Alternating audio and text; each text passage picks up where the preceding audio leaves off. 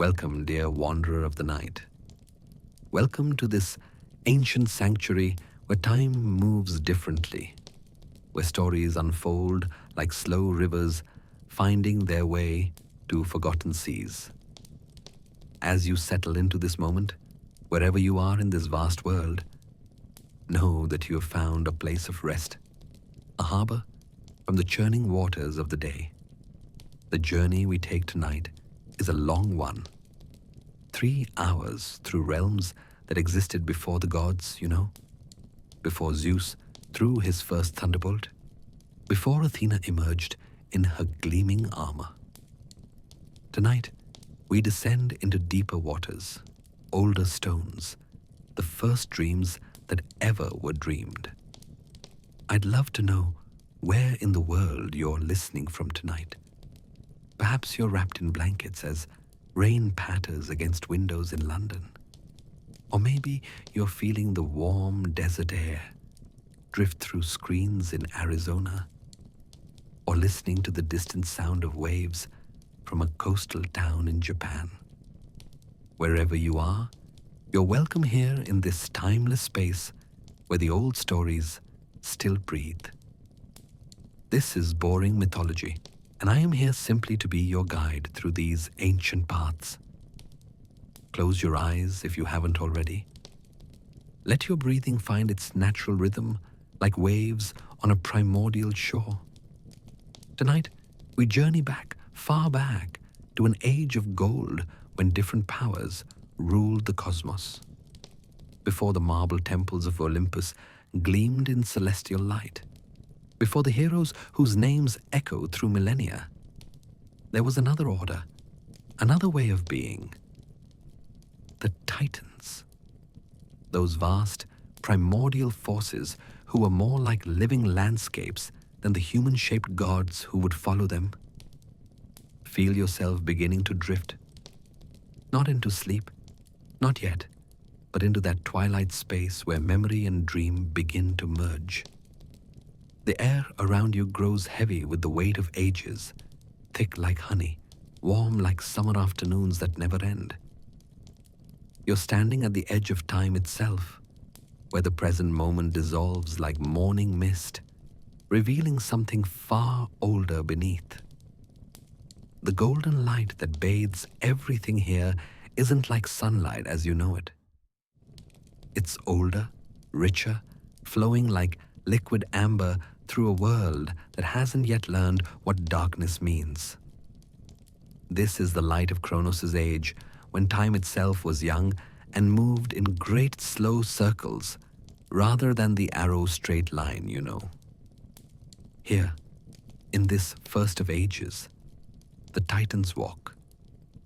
Beings so vast that mountains are their footprints, so ancient that they remember when the universe was still deciding what shape it wanted to take.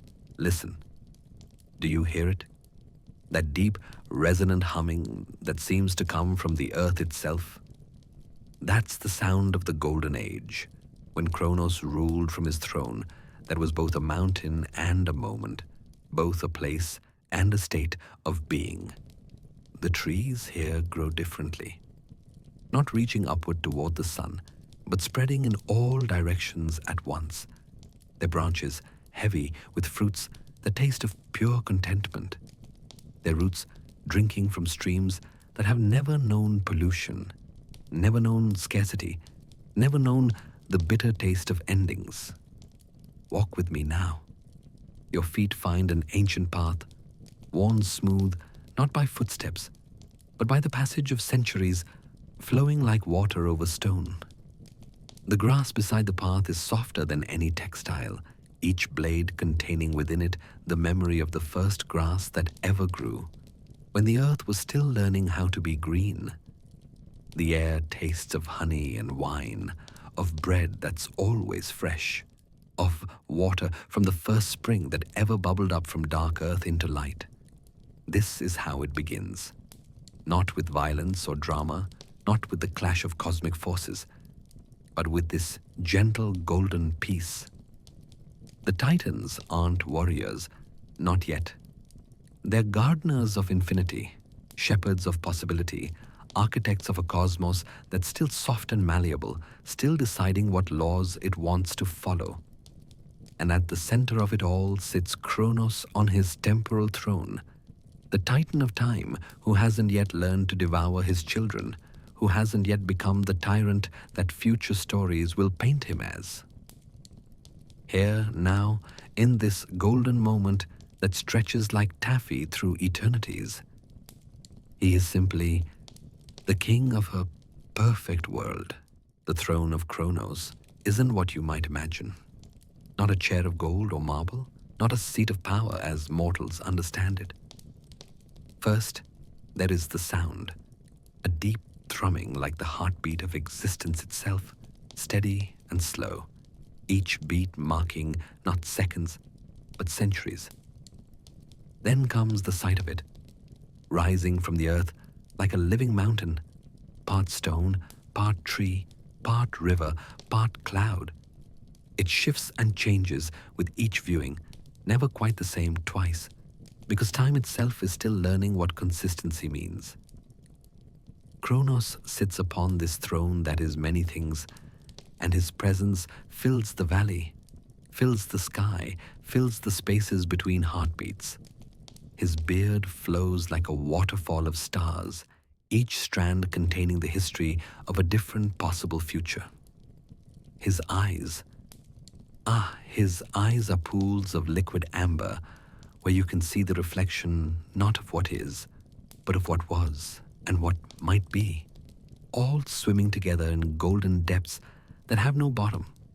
The scepter in his hand is a living branch from the first tree, still green, still growing, sprouting new leaves, even as old ones fall and turn to gold dust that settles over everything like the gentlest snow.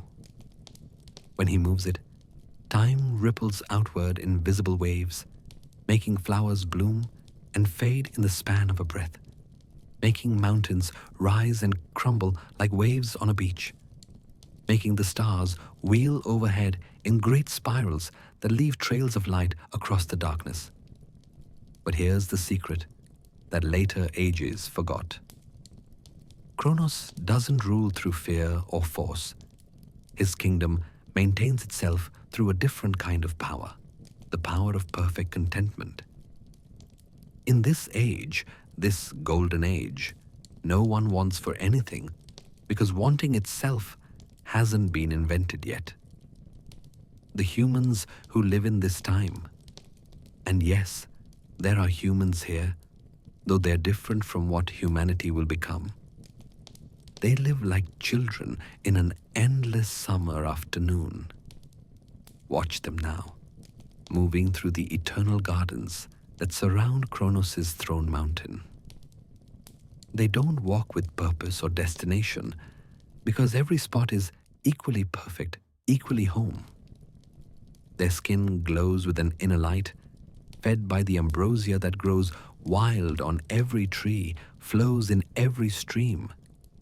They don't age because age is a concept that hasn't solidified yet. They don't die because death is still just a distant possibility, a shadow at the edge of existence that hasn't yet learned how to cross the threshold into reality. These golden humans speak. But their language is different. It's made of pure meaning without the barrier of words. When one wishes to share a thought, the thought simply appears in the air between them like a butterfly made of light, fluttering from mind to mind, leaving traces of understanding in its wake. They sing, but their songs have no beginning or end, just eternal middles that weave through the air like visible streams of melody. The animals of this age are partners, not prey. Lions lie down with lambs, not because they've been tamed, but because the idea of predator and prey hasn't crystallized yet. Everything feeds on the golden light that permeates existence, on the nectar that drips from every flower, on the pure satisfaction of simply being. A deer might walk up to a human and share a thought butterfly about the taste of morning dew. A bird might land on a shoulder and sing a fragment of the song that holds the stars in place. Work doesn't exist because nothing needs to be built. Everything that's needed grows from the earth fully formed. Homes are living trees that shape themselves around families, their branches weaving into roofs that breathe, walls that adjust their temperature to always maintain perfect comfort. Clothes are woven from spider silk that the spiders offer freely, dyed with colors that the flowers exhale as perfume. Tools appear when needed and dissolve back into potential when their purpose is complete. The rhythms of this world follow different patterns than what you know. Day and night exist, but they blend into each other like watercolors, never harsh transitions, always gentle gradients. The sun, which isn't yet pulled by Apollo's chariot, isn't yet the domain of Helios. It simply exists, a warm presence that never burns, never blinds, only nurtures. The moon, not yet the realm of Artemis or Selene, glows with a soft light that makes everything appear to be made of silver and dreams. Kronos watches over all of this from his ever-shifting throne, and his watching is what maintains it. His attention is like water to a garden, necessary and nurturing. When his gaze falls upon a grove, the trees grow heavier with fruit. When he contemplates a stream, it runs clearer and sweeter. When he remembers a human, and he remembers them all, each one a distinct note in the symphony of his awareness, that human feels a warmth, a belonging, a sense of being held in the palm of something vast and benevolent. But even in this perfection, there are seeds of what's to come. Sometimes Kronos' eyes grow distant, looking not at what is, but at what will be. In these moments, a chill wind might blow through the eternal summer, quick as a blink, but noticed by those who are sensitive to such things. The Fates, those three sisters who are older even than the Titans, sometimes walk through the garden, and where their shadows fall, the flowers close their petals for just a moment. There's Rhea, Kronos' queen, sister, wife. Relationships are different among the Titans, not bound by mortal taboos or limitations. She moves through the Golden Age like a living landscape herself. Her body, the hills and valleys, her hair, the forests, her breath, the wind that carries seeds to new soil. When she laughs, new species of flowers spring into existence. When she weeps, but she hasn't learned to weep yet, not in this age where sorrow is still just a word in a language that hasn't been spoken. Watch how she tends to the humans like a gardener tends to particularly beloved plants. She knows each one, not by name. Names are too small for what she knows, but by essence, by the particular way each one resonates with the great song of existence.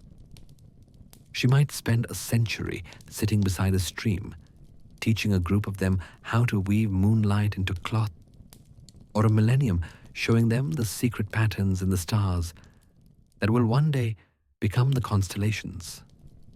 The other Titans move through this world too, each one a force of nature given consciousness.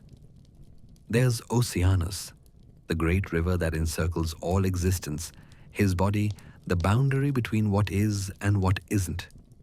His waves lap at the shores of reality itself, and sometimes, in their foam, you can see glimpses of other worlds, other possibilities, other ways the cosmos might have organized itself.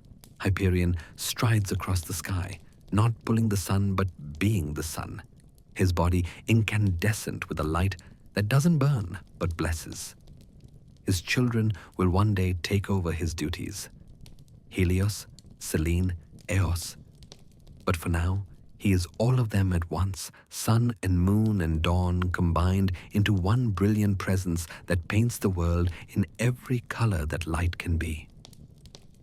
Theia, his wife, she of the shining, walks beside him, and together they create the play of light and shadow that gives the world depth and dimension. Without her, Hyperion's light would be flat, overwhelming. She is the one who teaches light how to be gentle, how to dapple through leaves, how to sparkle on water, how to create the golden hour that makes everything beautiful. And there are more, so many more. Kronos, the titan of intellect, whose thoughts become realities, whose questions create new dimensions of understanding. Phoebe, the bright one, whose prophecies aren't predictions but gentle suggestions to the universe about which way it might want to unfold.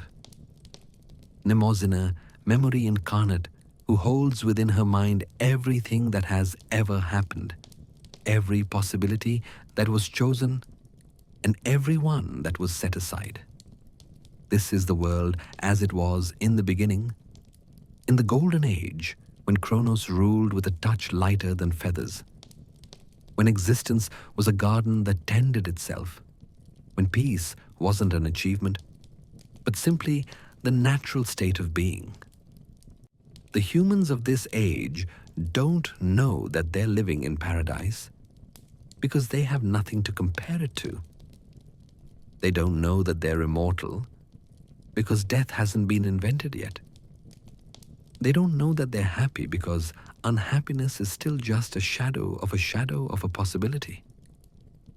But you, listening from your place in time where all these concepts have crystallized, where entropy is a law and death a certainty, you can appreciate what was lost. You can feel the ache of it, the sweet sorrow of knowing that such a world existed and exists no more. Or does it? Perhaps it still exists somewhere, in some fold of time that Kronos kept hidden. A secret garden where the Golden Age never ended, where the humans still walk in innocent immortality, where the Titans still tend the cosmos with gentle hands. The path we're walking begins to slope downward now, so gently you might not notice at first. The golden light remains, but shadows are beginning to learn how to exist. Not dark shadows, not yet. Just places where the light is softer, quieter, more contemplative. The trees are still heavy with fruit, but some of the fruit has begun to ripen past perfect sweetness, developing complex flavors that hint at something beyond simple satisfaction. The air shifts, the path narrows. Through the golden haze of Kronos' eternal afternoon, a figure moves differently from the others. He doesn't drift like the humans of the Golden Age, doesn't flow like the other Titans. He moves with purpose, with direction, with something burning in his chest that hasn't been seen before in this peaceful world. Intention. Watch him carefully, this Titan whose name means forethought, whose very existence is a contradiction in an age where thinking ahead isn't necessary because every moment is perfect. Prometheus walks through the garden of the Golden Age, but his eyes see something else, something that hasn't happened yet, but will, must, shall come to pass. His gift and his curse is that he can see the threads of possibility stretching into futures that haven't been woven yet. His body is different from Kronos' mountain vast presence, different from Oceanus' flowing immensity. Prometheus is built on a more human scale, as if he's practicing for a future where gods will walk among mortals. His hands. Notice his hands. They're always shaping something, even when they hold nothing. His fingers move in patterns that don't exist yet, practicing crafts that haven't been invented, solving problems that haven't arisen. In his workshop, yes, even in the Golden Age, Prometheus has a workshop, the first workshop, where the concept of making things that don't already exist is being tentatively explored. The air smells different, not of the eternal flowers and honey of Kronos' gardens, but of something sharper, more urgent. Clay dust hangs in the beams of light that filter through windows he carved himself. Tools that have no names yet because they're the first of their kind lie on benches made from wood that he convinced to grow in straight lines and right angles. The walls are covered with designs, sketches, plans, not painted or carved, but somehow existing directly on the surfaces, as if his thoughts are so strong they leave visible traces wherever he focuses his attention. Some show the human form in variations, taller, shorter, with wings, with scales, with eyes that see in different spectrums. Others display diagrams of the cosmos, but not as it is, as it could be, might be, will be, when certain changes are made. He's been watching the humans of the Golden Age, these perfect, content beings who want for nothing and therefore create nothing. In his eyes, which hold sparks of something that doesn't exist yet, but will one day be called divine fire, there's both love and frustration. Love for their innocence, their peace, their harmony with existence.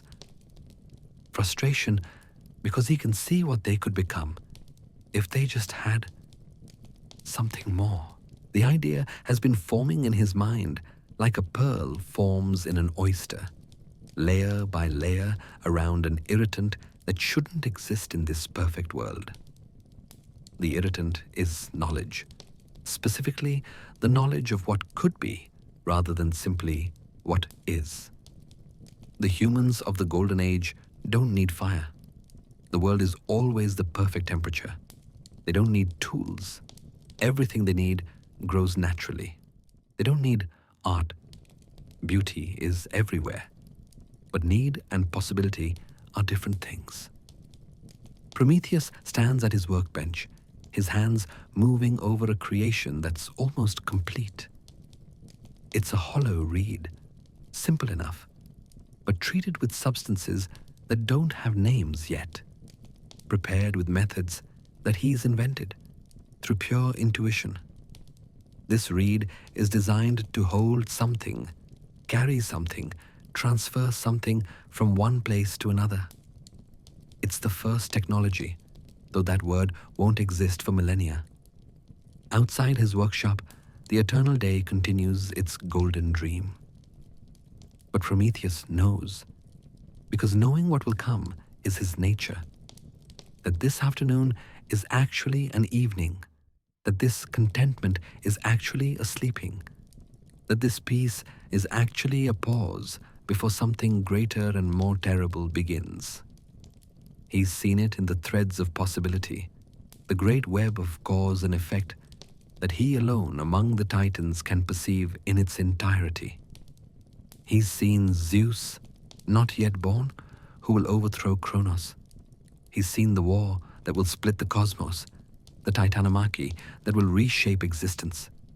He's seen the ages that will follow, silver, bronze, heroic, iron, each one further from perfection but closer to something else, something that might be worth the loss of the paradise.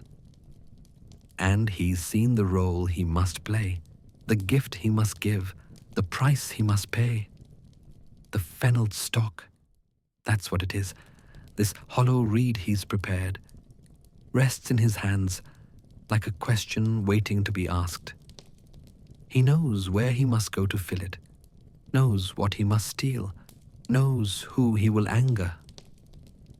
But knowing and choosing are different things, and for a long moment that lasts a century, Prometheus stands in his workshop weighing possibilities. Through his window, he can see some of the Golden Age humans passing by.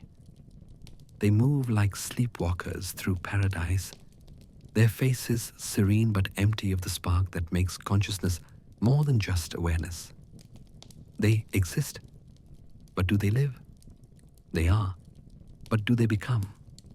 They experience, but do they understand? These questions have no words in the language of the Golden Age, but Prometheus thinks them anyway, in concepts that hurt his mind because they're too sharp for this soft world. There's one human in particular that catches his attention. Younger than the others. Though age is a flexible concept when no one grows old. With eyes that seem to hold questions, even though questioning hasn't been invented yet.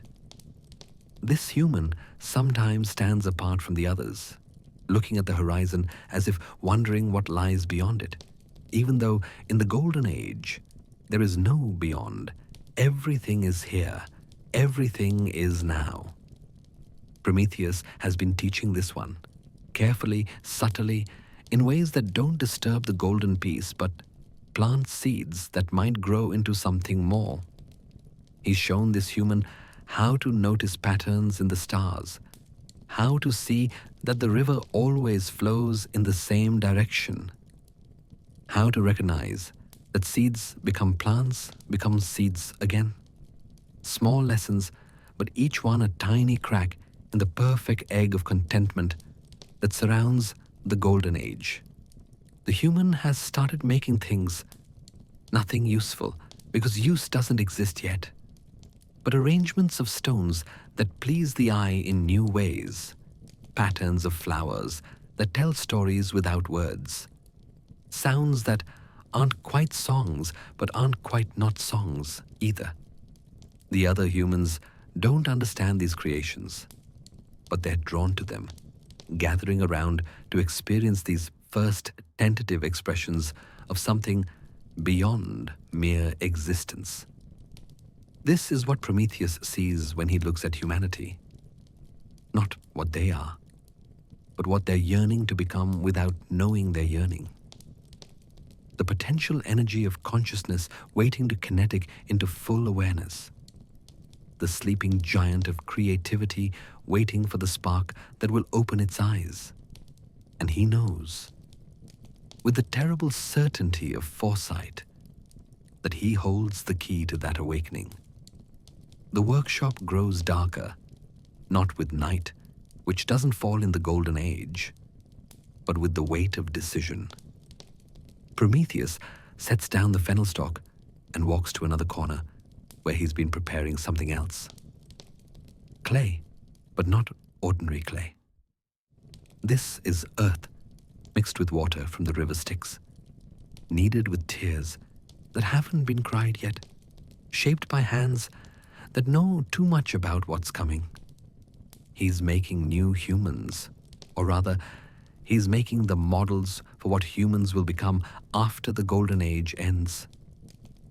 These clay figures are smaller than the golden humans outside, more compact, as if preparing for a world where resources aren't infinite. Their faces are more defined, with lines that suggest the possibility of both laughter and sorrow. Their hands are clever, made for making. Their eyes are deep, made for wondering. But they're just clay without the spark, just potential without the catalyst. Prometheus knows what they need, has always known, will always know. Fire. Not just physical fire, though that too, but the fire of consciousness fully awakened, the fire of creativity unleashed, the fire of divine awareness burning in mortal form. The fire that currently belongs only to the gods, guarded jealously in the heights of existence where even Titans must tread carefully. The path to heaven is not a path at all. It's a feeling, a reaching, a becoming more than what you were. Prometheus doesn't walk there. He translates himself, moving from the dense reality of the Golden Age into the lighter, brighter, more dangerous realm where pure force resides. His body becomes less solid as he rises, more idea than flesh, more intention than form. The sacred fire burns at the heart of existence, in a place that isn't a place, guarded by powers that don't sleep because they've never learned what sleeping is. This fire isn't like the fires that will one day warm human hearts. This is the fire of consciousness itself, the bright burning that separates knowing from merely being. It dances in colors that don't have names, throws shadows that reveal rather than conceal, gives off a warmth that penetrates not skin but soul. Prometheus approaches carefully, not sneaking. You can't sneak from powers that see everything, but moving with the kind of deliberate quiet that suggests important business rather than theft. The fennel stalk in his hand trembles, not with fear, but with anticipation, as if it knows what it's about to contain and can barely hold itself together in preparation. The fire recognizes him. Of course it does. Fire and forethought are old friends, conspirators in the great project of making existence more than just existence. A tongue of flame reaches out, curious, playful, dangerous. It touches the hollow of the fennel stalk and hesitates for a moment that contains all the weight of what's about to change. Then, the transfer, not stolen, really, but given. The fire flows into the fennel stalk like water finding its level, like light filling darkness, like future flowing into present. The stalk glows from within but doesn't burn. Prometheus closes his hand around it and feels the weight of what he carries. Not physical weight, but the weight of consequences rippling outward through time like waves from a stone dropped in still water. The journey back is swifter but heavier. Each step carries him further from what was and closer to what will be. The Golden Age still spreads below him, peaceful, eternal, perfect. But now he can see the cracks that were always there, the places where change will enter, must enter, has already entered in the future that he can't help but see. He finds the human with the questioning eyes, the one who makes patterns and sounds that serve no purpose but beauty. There alone, as they often are, sitting by a stream that runs with liquid gold, watching the water flow and wondering, though wondering isn't supposed to exist yet, why it always goes the same direction. Prometheus sits beside them, doesn't speak. Words are too small for this moment. Instead, he opens his hand and reveals the fennel stalk, now glowing with stolen divine fire. The human's eyes widen, pupils dilating not just from the light, but from recognition of something they've been waiting for without knowing they were waiting. The transfer is gentle. Prometheus doesn't force the fire upon humanity. He offers it. And in that offering is both gift and curse, both elevation and fall, both awakening and exile from the dream of perfect contentment. The human reaches out with hands that tremble like leaves before a storm and takes the fire. The change is instantaneous and eternal. The fire enters not just this one human, but humanity itself, spreading backward and forward through time, rewriting the nature of what it means to be human. Eyes that were content become curious, hands that will still become busy, minds that were peaceful become restless with the beautiful, terrible burden of consciousness fully awakened. But every gift has its price, and Prometheus knows his is coming. Even as he watches the first human consciousness fully ignite, he can feel the attention of powers greater than himself turning in his direction. Zeus, not yet king but soon to be, stirs in his hidden nursery. The fates adjust their weaving, and somewhere in the depths of existence, chains are being forged from metals that can hold even a titan. the humans begin to change. Not all at once. Transformation this profound takes time, even in a place where time moves differently. But the spark spreads from one to another, passed through glances, through touches, through the simple proximity of awakened consciousness to sleeping potential. They begin to see the world not just as it is, but as it could be. They begin to feel not just contentment, but desire, not just peace, but passion, not just existence, but life. And with life comes death. This is the part Prometheus saw but didn't fully understand until now. Consciousness of self requires consciousness of not self. Awareness of existence requires awareness of non-existence.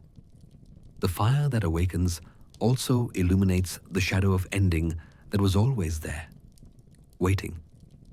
The Golden Age begins to tarnish at the edges, not with corruption, but with the simple reality that nothing perfect can survive the touch of awareness. Kronos feels it first, this shift in the cosmic order. On his throne that is all thrones, his eyes that see all times focus on this moment, this break in the eternal afternoon. He sees Prometheus, sees the gift given, sees the consequences spreading like cracks in golden glass. And for the first time in the Golden Age, Kronos feels something that might be anger, might be sorrow, might be the first stirring of the paranoia that will one day make him devour his children. The judgment comes swift and slow simultaneously, the way all things happen in the realm of Titans. Prometheus is seized by powers that don't have names, bound with chains forged from the concept of consequence itself. But even as they take him, he's smiling a smile that holds no joy, but all satisfaction. The deed is done. Humanity has fire. The real story can begin. They take him to a mountain that exists in all times simultaneously, past, present, future, and the times that don't have names. Caucasus, it will be called, though now it's just a tooth of rock jutting from the earth like an accusation. Here, at the boundary between earth and sky, between mortal and divine, between what is and what might be, they chain Prometheus with bonds that are more than metal. Each link is forged from a different kind of strength. The strength of mountains to endure, the strength of rivers to persist, the strength of time to continue, the strength of fate to be unavoidable. The chains wrap around him not just physically, but conceptually, binding not just his body, but his ability to change, to choose, to become other than what he is in this moment. And then comes the eagle. Not yet. First, Prometheus must hang there for a while that is both instant and eternal, feeling the weight of what he's done settling into his bones like metal cooling into its final form. The mountain wind carries the sounds of the world below, the world that's changing because of his gift. He hears the first word spoken in true language, the first question asked in genuine curiosity, the first cry of genuine loss. The eagle, when it comes, is vast and terrible and perfect. Its wings span the distance between regret and necessity. Its eyes hold the cold fire of divine justice. Its beak and talons are shaped from the concept of precision itself. This is no ordinary bird, but a force of retribution given form, a daily reminder that some prices are paid not once but forever. It tears into him with the careful deliberation of a craftsman at work. His liver, that organ the ancients believed to be the seat of life and emotion, is exposed, extracted, examined. The eagle feeds with slow satisfaction, and Prometheus feels every moment of it, not just the physical pain, but the metaphysical weight of consequences made flesh. But here's what the eagle doesn't know. what even Zeus doesn't fully understand. Prometheus chose this, every moment of it. His gift of foresight showed him this mountain, these chains, this daily torture, and he gave humanity fire anyway. Because in his vast perception of all possible futures, the ones with fire, even with all their pain and loss and endings, burn brighter than the ones without. As night falls, and night does fall now, because the Golden Age is ending, has ended, will end, his liver regenerates. Cell by cell, fiber by fiber, it rebuilds itself in perfect detail, ready for tomorrow's eagle. This is the special cruelty of his punishment. Not just pain, but renewable pain, sustainable suffering, eternal consequence for an eternal crime. Below the mountain where Prometheus hangs, beyond the gardens where the Golden Age slowly fades like a sunset that takes centuries, past the places where humans are learning to use their new fire, there stands another Titan in another kind of bondage. The earth here is different, harder, older, bearing the weight of something more than just existence. Atlas. His name means to bear, to endure, and he has become his name in the most literal way possible. Where other titans are vast in scope, Atlas is vast in strength. Where others embody concepts, Atlas embodies the pure physical reality of support, of holding, of maintaining the space between.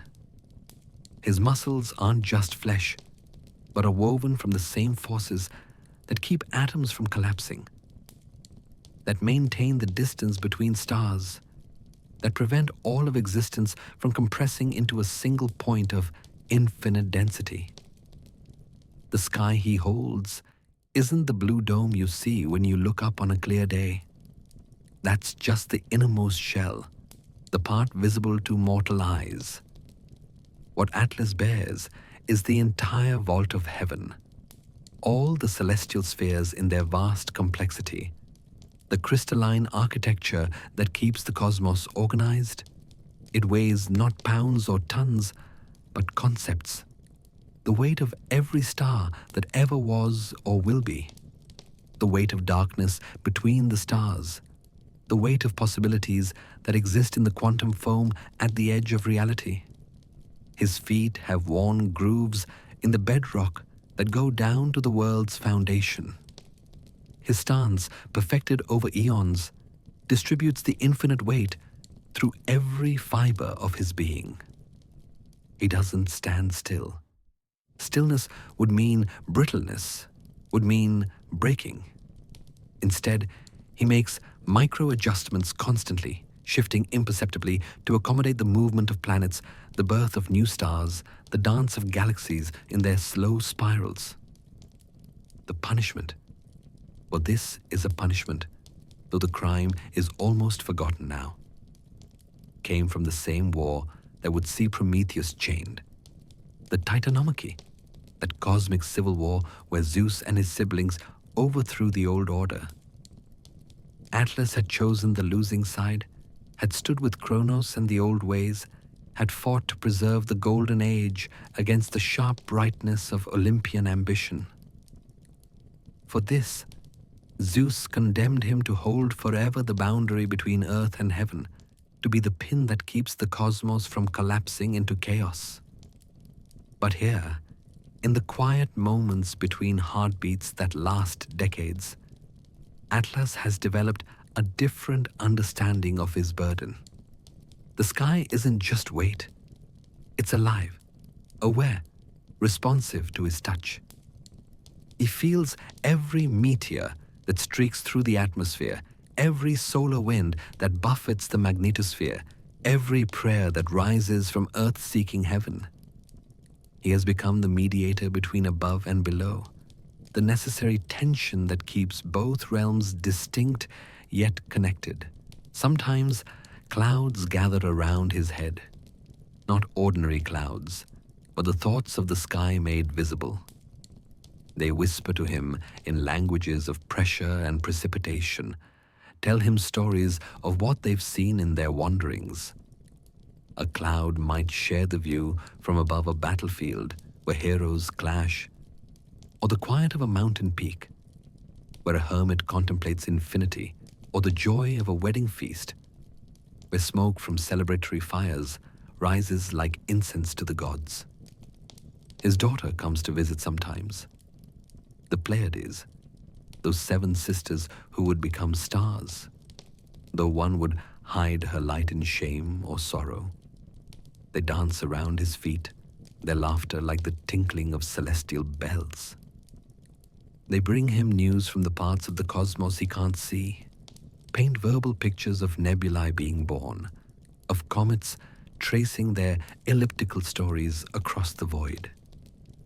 They massage his shoulders with hands made of starlight, though the relief they provide is more emotional than physical. The Hesperides, his other daughters, they tend the garden at his feet. Not just any garden.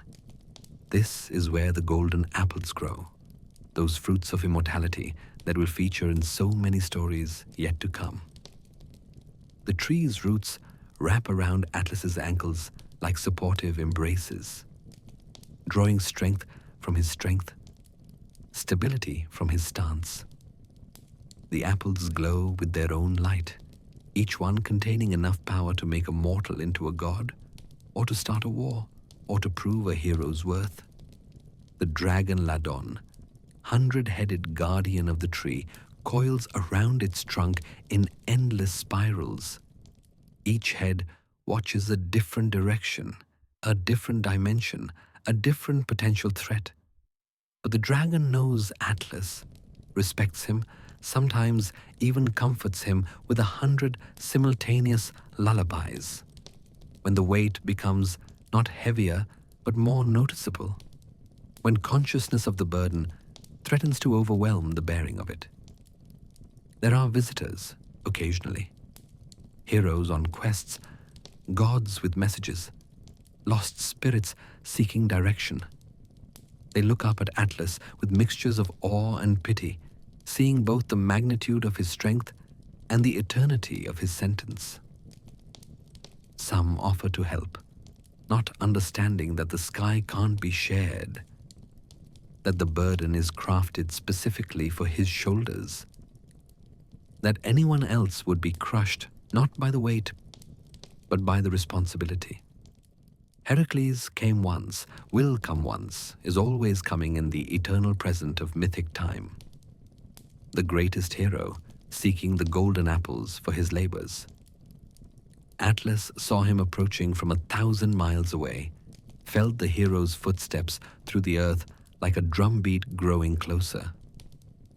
When Heracles arrived, muscles gleaming with divine heritage and mortal sweat, Atlas already knew what would be asked, what would be offered, what would be promised and betrayed. "I'll hold the sky for you," Heracles said, his voice carrying the confidence of someone who has never met a burden he couldn't bear.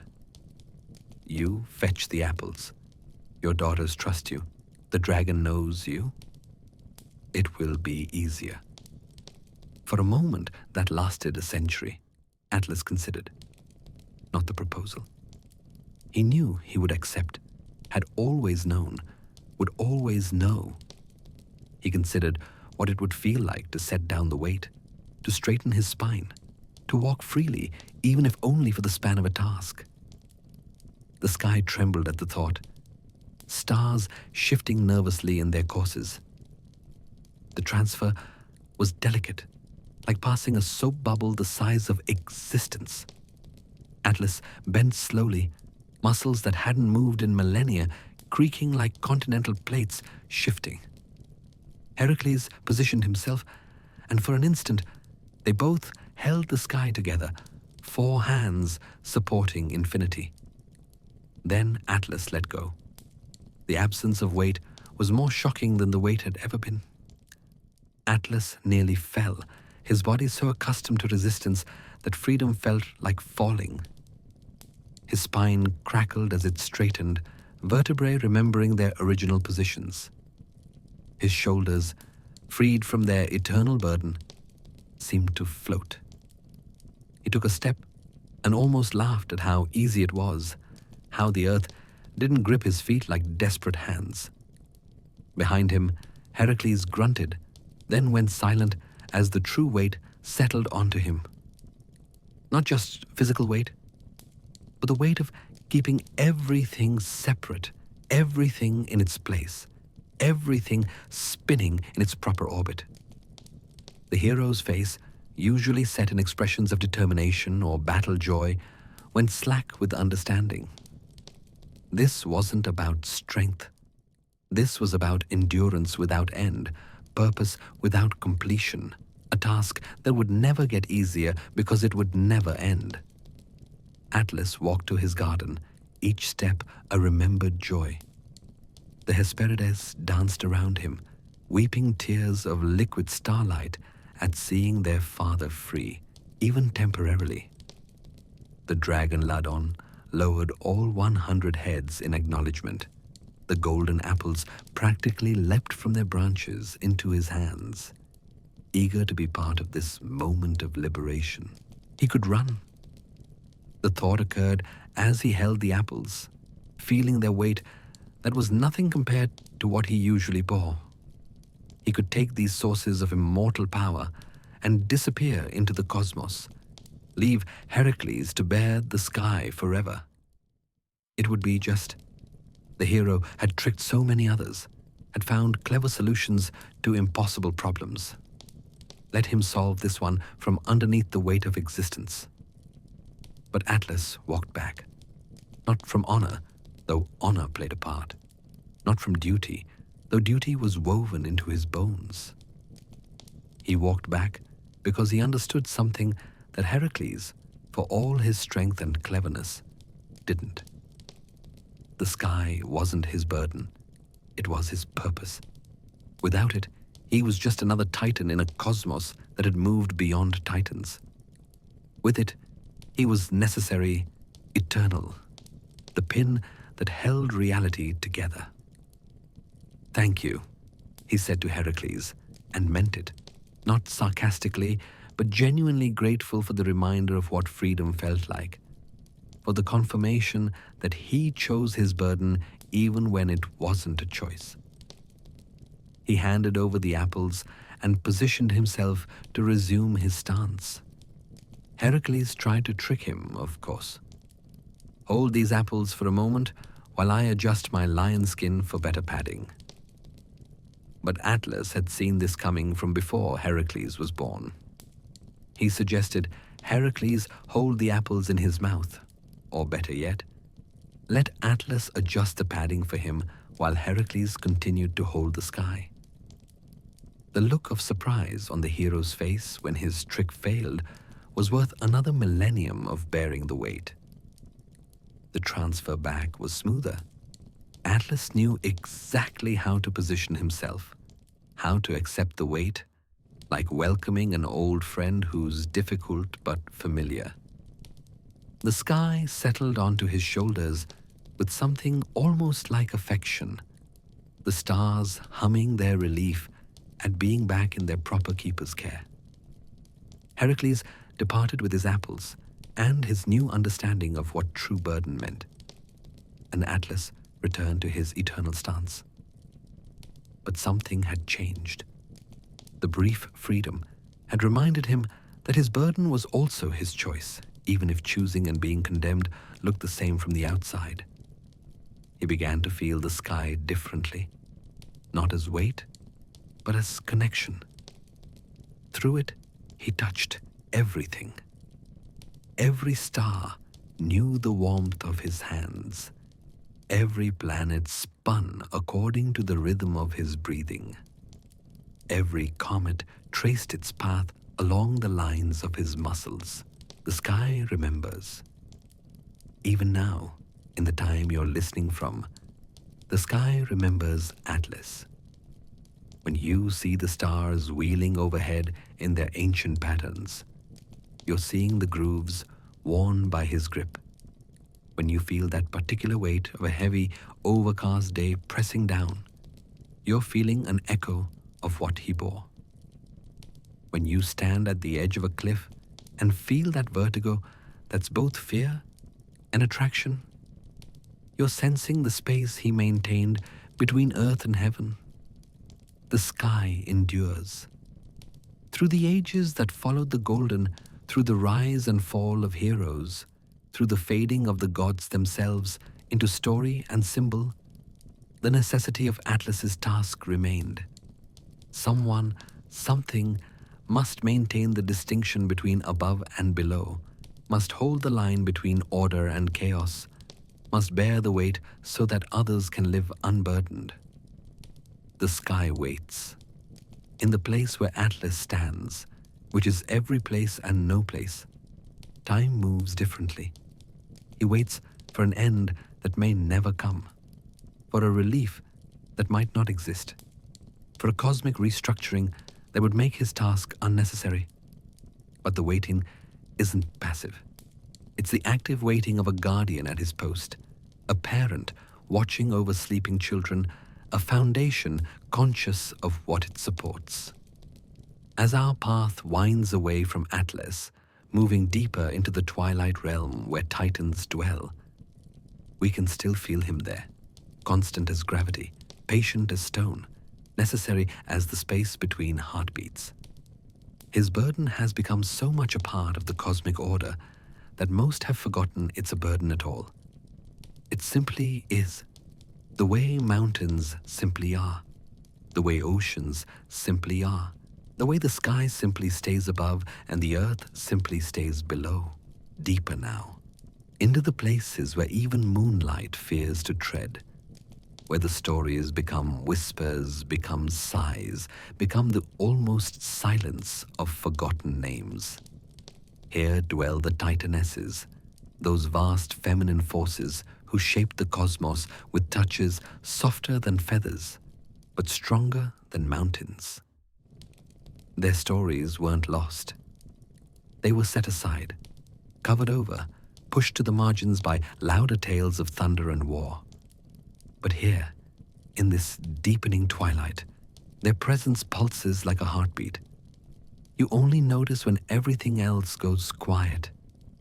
Rhea moves through these shadows, and her movement is the turning of seasons that haven't been separated yet into spring, summer, fall, winter.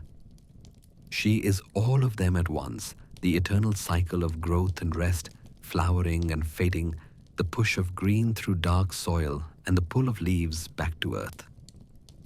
Her body is the body of the world, and when she breathes, forests exhale with her. When she sleeps, winter comes. When she wakes, spring cannot help but follow. But her story, the story that gets told, is only about what she birthed and what she lost. 6 children, swallowed by Kronos in his paranoia, his fear of the prophecy that said his child would overthrow him. The stories speak of her tears, her trickery with the stone wrapped in swaddling clothes, her hiding of Zeus. But they don't speak of what came before, of who she was beyond mother, beyond wife, beyond the clever survivor of cosmic domestic violence. Watch her in the time before time crystallized into history, when she walked through existence as its gentle sculptor.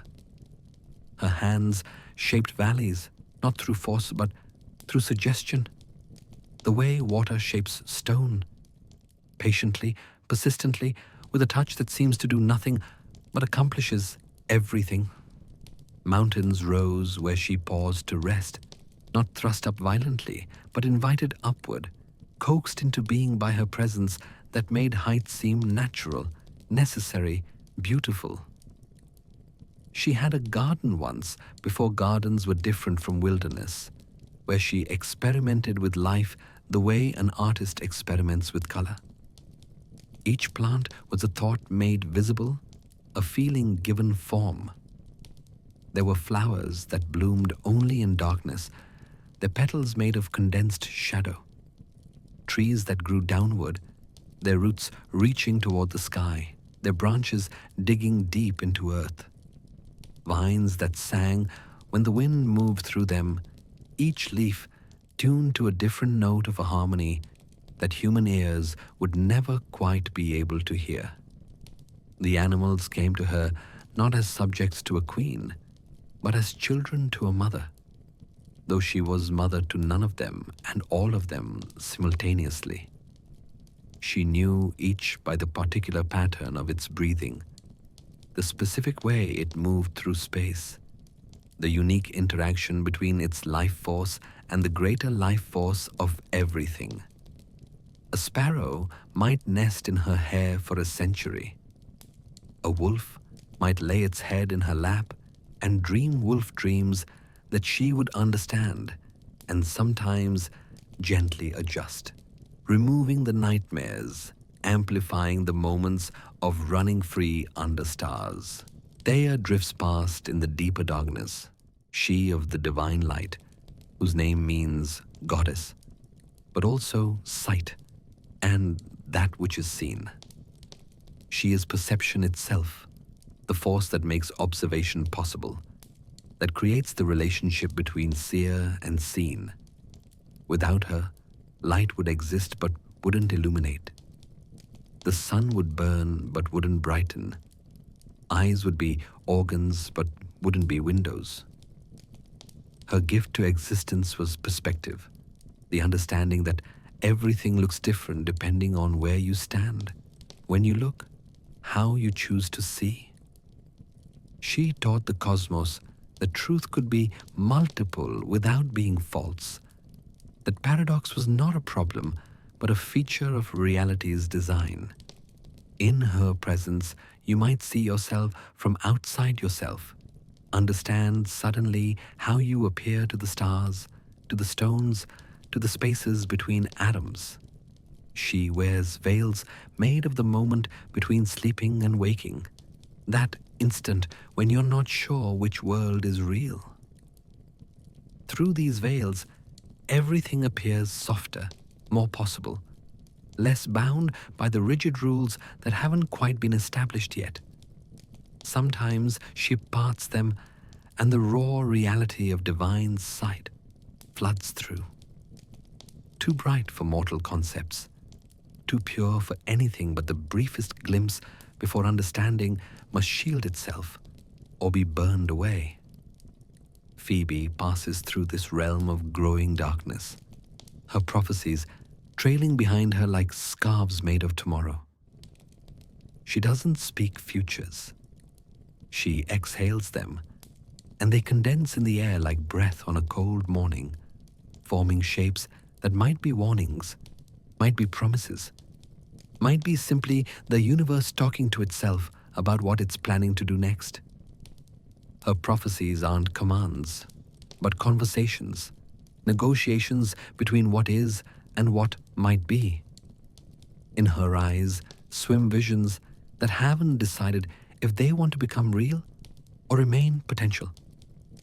You might see yourself reflected there, but older or younger, or transformed into something you don't recognize, but somehow know is still you.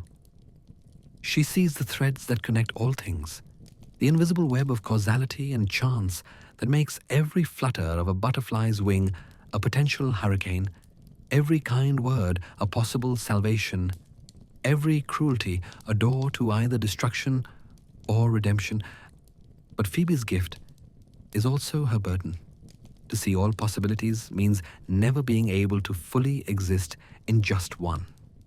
She is constantly splitting, fracturing along the lines of maybe, perhaps, what if.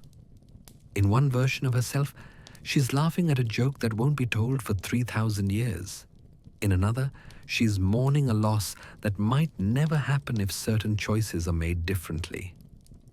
She exists in the subjunctive mood, the conditional tense, the space between certainty and void. Mnemosyne dwells deepest of all, in the place where memory becomes indistinguishable from dream, where the past exists not as fixed history, but as living presence. She is memory, but not the kind that simply records and recalls. She is the memory that creates, that makes the past continue to exist simply by remembering it, that holds the entire story of everything within her vast, infinite mind. Her palace, if palace is the right word for something that's more like a state of consciousness than a place, is built from moments. Each room is a different when, a different who, a different what happened. You might walk through a doorway and find yourself in the memory of the first rain, feeling it not as observer, but as the earth receiving water for the first time. Another door might open onto the last breath of a star that won't die for billion years, letting you experience endings that haven't ended yet. She remembers everything, but more than that, her remembering is what allows everything to have happened. Without her, the past would dissolve the moment it became past. The Golden Age would be truly gone instead of just transformed. The moment of Prometheus's gift would vanish instead of echoing forward through all time. She is the reason stories can exist, the reason consequences can unfold from causes, the reason the universe has continuity instead of just a series of disconnected presents. Sometimes she speaks in languages that are just lists of names, each name an entire epic compressed into a few syllables.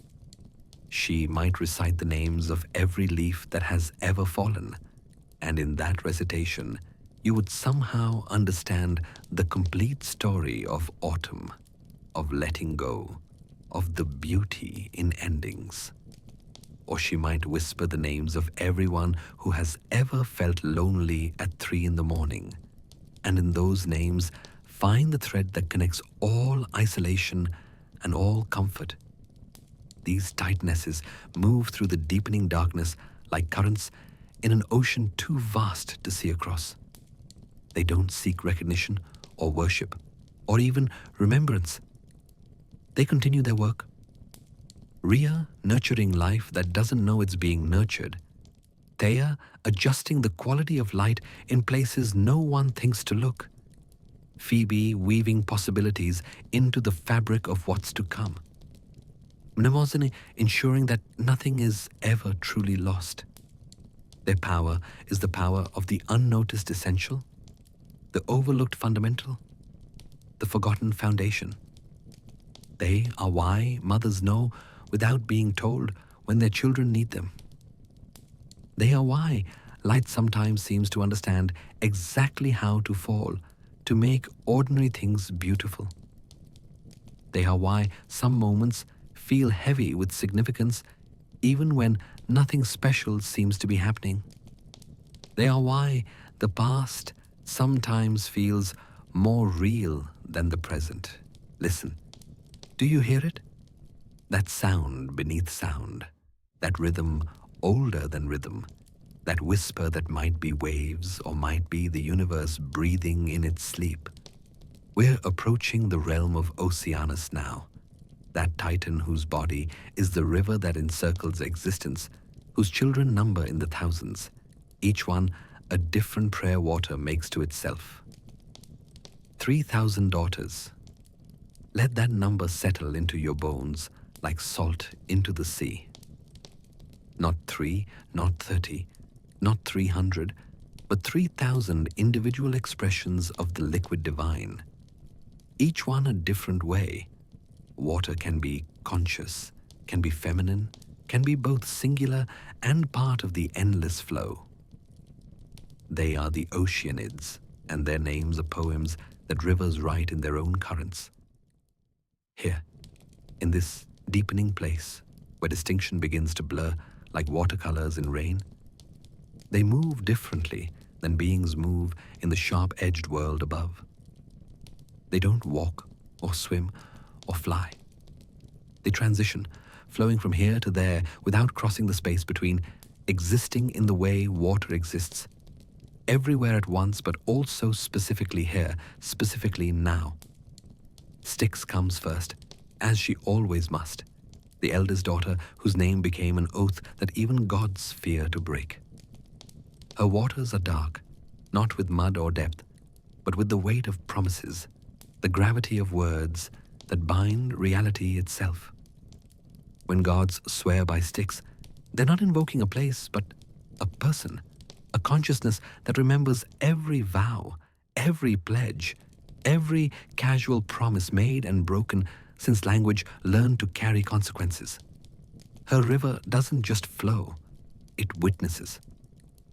Every drop has eyes, every current has memory, every eddy knows the taste of truth and lies. Those who cross her waters, and all must eventually, in the journey from life to what comes after, feel her attention like cold fingers reading the story written in their souls. She doesn't judge. Judgment is too small for what she does. She simply knows, and her knowing is enough to make even immortals careful with their words. In her depths swim creatures that have no names because names would make them too real for comfort.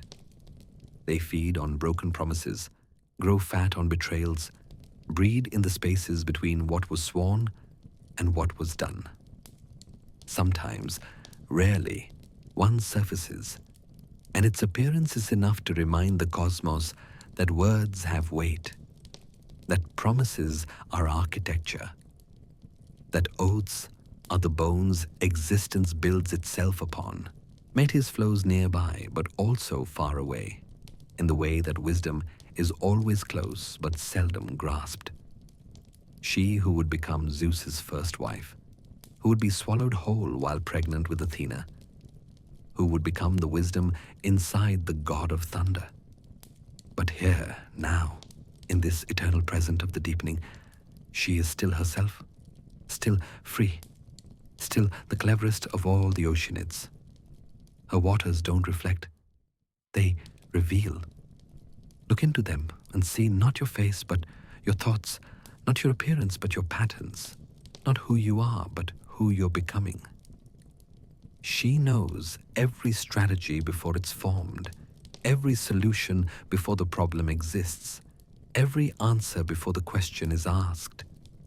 In her presence, puzzles solve themselves, knots untangle without being touched, mazes reveal their exits like flowers opening to sun.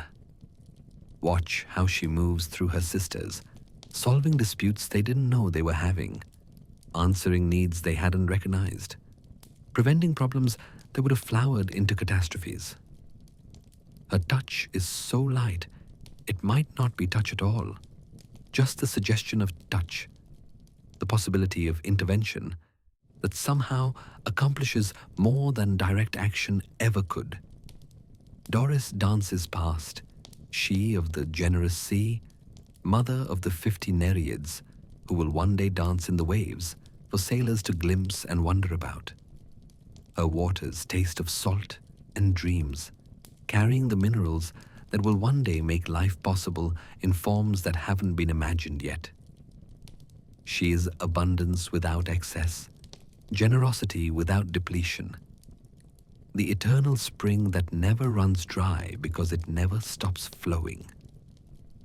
In her wake swim schools of fish that haven't decided what kind of fish they want to be. Some have scales of silver, others of gold, still others of substances that won't have names until humans invent poetry elaborate enough to describe them. They swim in patterns that are almost language, almost music, almost mathematics, but always remain just on the verge of meaning something without quite arriving at significance. Eurynome spirals through the depths, she who rules over all, whose dance separated the cosmos from chaos, whose movement created the first distinction between is and isn't. Every gesture she makes echoes that first dance, creating new distinctions, new categories, new ways for existence to organize itself. In her presence, you might suddenly understand the difference between sadness and melancholy, between joy and ecstasy, between love and that thing beyond love that love is always trying to become. She wears currents like garments, each one flowing in different directions simultaneously, creating impossible patterns that somehow resolve into perfect harmony. Her hair is waterfalls flowing upward. Her eyes are whirlpools that create rather than destroy. Her smile is the curve rivers make when they're perfectly happy with their path. Tethys nurtures them all, the mother flow, the source that never wonders where her waters go, because she knows they always return. She is every nurse, every comfort, every soft presence that makes existence bearable when it threatens to become too sharp, too bright, too much. Her waters are warm without being hot, cool without being cold, always exactly the temperature that makes you feel held without being confined. In her embrace, broken things mend without scarring, tired things rest without sleeping, lost things find themselves without searching. She doesn't heal. Healing implies something was wrong. She simply returns things to their natural state of wholeness, reminding them that breaking is just forgetting how to be complete. Amphitrite glides through the deepening waters, she who will one day marry Poseidon and rule the Mediterranean heart of the human world. But here she is, still wild, still free, still the untamed possibility of ocean given feminine form. Her laugh is the sound waves make when they're playing. Her anger is the storm that comes from nowhere and returns to nowhere. Her love is the tide that always comes back, no matter how many times it leaves. She speaks in languages of foam and spray, writes messages in the patterns of shells on beaches that don't exist yet, sings songs that whales will one day remember and try to recreate with their haunting calls. Around her, the water can't decide if it wants to be liquid or light, so it becomes both, creating a nimbus of luminous moisture that makes everything it touches seem more real than real.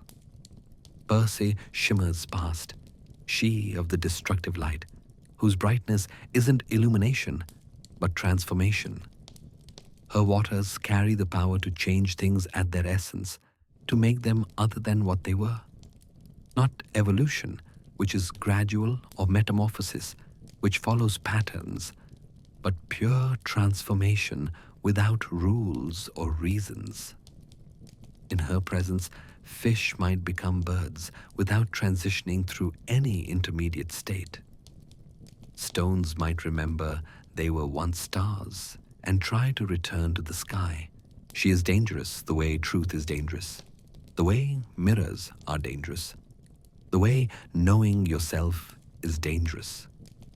Many avoid her waters, but some seek them out. Those who are tired of being what they are, who want to dissolve and recoagulate as something entirely new. She grants these transformations without judgment, without asking why, understanding that sometimes existence needs to completely reimagine itself to continue existing. Asia flows past, vast and patient, she who will give her name to the largest continent, whose body is every river that flows away from the sea, seeking something it can't name. She carries silt and stories in equal measure, depositing both wherever the current slows enough for settling. In her waters swim the dreams of mountains, dissolved and distributed, searching for new places to become solid again. Each of the 3,000 daughters has her own nature, her own purpose, her own way of being water conscious of itself. Some are streams so small they could fit in your cupped palms, but in those palms you would hold infinity compressed into intimacy. Others are vast river systems that take centuries to travel from source to mouth, carrying entire civilizations in their currents. Pleione tends the places where fresh water meets salt, those brackish boundaries where life learns to adapt, to survive in between, to thrive in transition. Her 7 daughters will become the Pleiades, those stars that sailors navigate by. But she remains here in the water, teaching the tides how to be gentle with the shores they're constantly reshaping. Periboia rules the places where water goes underground, where rivers dive beneath earth and flow through darkness for miles or centuries before re-emerging into light.